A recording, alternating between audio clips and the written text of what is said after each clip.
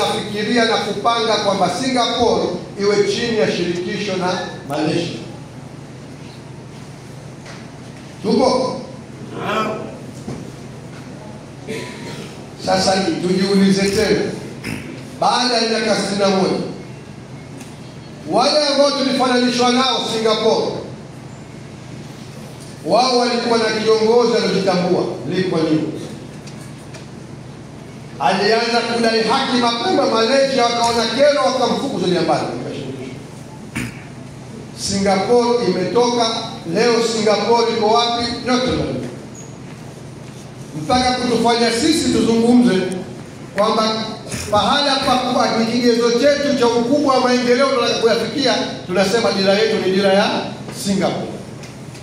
Lakini huko nyuma watawala wa Uingereza walifika kutukadiria kwamba sote tumepewa kama ile ambayo tumetufikisha hapa tupo. Huyo ni nani? James Callaghan.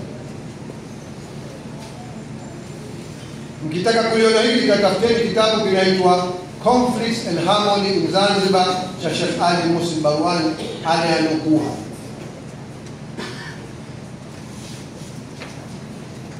Nimalizie moja la mwisho kwenye uwanja wa Uingereza, sababu haya yako mengi, hatuwezi kuyamaliza yote. Kuna bwana mmoja huyu, kama mtu wa kumwombea dua kila siku Mwenyezi Mungu amhukumu kwa aliko, basi angekuwa huyu anaitwa Forsyth Thompson.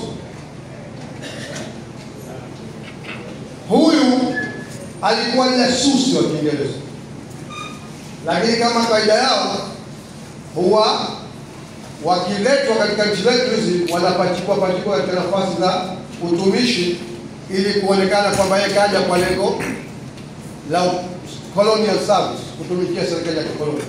Lakini huwa na malengo haya yako mpaka leo. Hata katika ofisi ya kibalozi nyingi ukende unakuwa na watu ndio na maafisa kibalozi kumbe na kazi zao nyingine.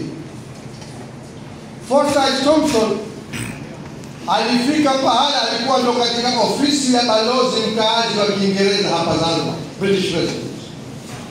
Na alifika pahala akawekwa yeye ndiye in charge wa security katika ofisi ya British Resident. Lakini mpaka baada ya uhuru, 63 tarehe Disemba 63 Zanzibar ilipata uhuru. Basi yeye alikuwa mmoja katika maofisa wa Kiingereza walobakia Zanzibar, katika Zanzibar.